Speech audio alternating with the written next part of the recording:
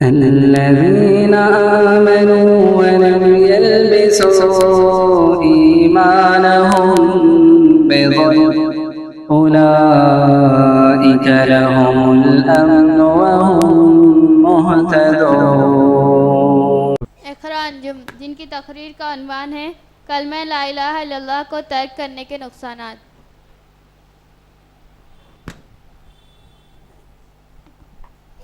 السلام علیکم ورحمۃ اللہ وبرکاتہ۔ الحمدللہ رب العالمین والصلاة والسلام علی رسول النبی الکریم، اما بعد۔ صدر اجلاس، مہمان خصوصی، ذمہ داران مدرسہ، مہمانان اعظام اور محترم سامعات، آج کی اس اجلاس میں میری تقریر کا عنوان ہے کلمہ لا الہ الا اللہ کو ترک کرنے کے نقصانات۔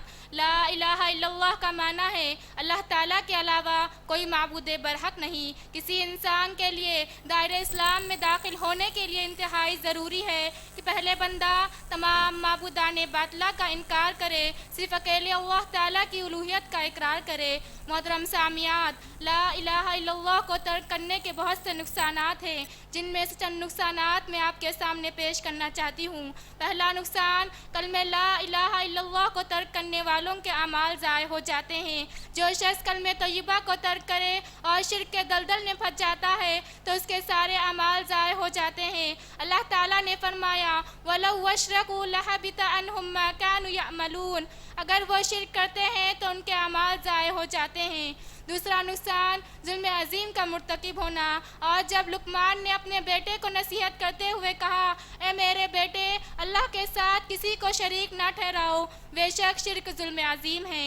اللہ تعالیٰ نے انسان کو اس لیے پیدا کیا جب تک وہ زندہ رہے صرف اسی کی عبادت کرے۔ اس سے بڑھ کر ظلم کیا ہو سکتا ہے کہ بندہ اپنے خالق کی مرضی کی مخالفت کرتا ہوا غیروں کے سامنے سجدہ کرے، ہاتھ پھیلائے، مرادیں مانگے اور اپنی جھولیاں بھرے۔ تیسرا نقصان، بدترین مخلوق میں شمار۔ کلمہ طیبہ سے انحراف کی صورت میں اللہ تعالیٰ کا فیصلہ ہے وہ لوگ اللہ کے بدترین مخلوق ہیں، بندروں سے بدترین ہیں، اور ان کا ٹھکانہ جہنم ہے جس میں وہ لوگ ہمیشہ جلتے رہیں گے۔ چوتھا نقصان، کلمہ طیبہ کو ترک کرنے کا نتیجہ جنت سے محرومی ہے۔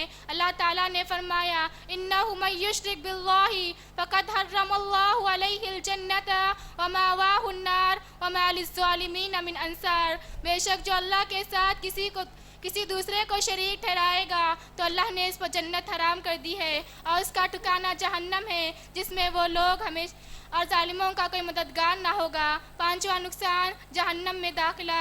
کلمہ طیبہ سے انکار انسان کو جہنم میں لے جاتا ہے۔ ابو ہریرہ رضی اللہ عنہ سے روایت ہے کہ رسول صلی اللہ علیہ وسلم چاچا ابو طالب کے متعلق آپ کے بے حد اصرار کرنے کے باوجود اسلام نہ لائے اور کفر کی حالت میں مر گئے۔ حالت کفر میں مرنے کی وجہ سے وہ جہنم میں چلے گئے تو آپ صلی اللہ علیہ وسلم نے فرمایا بے شک اہل جہنم میں سب سے ہلکا عذاب ابو طالب کو ہوگا، انہیں آگ کی جوتیاں پہنائی جائیں گی۔ خلاصہ کلام یہ ہے کہ لا الہ الا اللہ جنت کی کنجی ہے، اگر کنجی ہی نہ ہو تو بندہ جہنم رسید ہو جاتا ہے۔ آخر میں اللہ تعالیٰ سے دعا ہے کہ اللہ تعالیٰ ہم تمام کو لا الہ الا اللہ کے مفہوم کو جان کر اس پر عمل کرنے کی توفیق عطا فرما۔ آمین ثم آمین، وآخر الدعوانا الحمدللہ رب العالمین۔ السلام علیکم ورحمۃ اللہ وبرکاتہ۔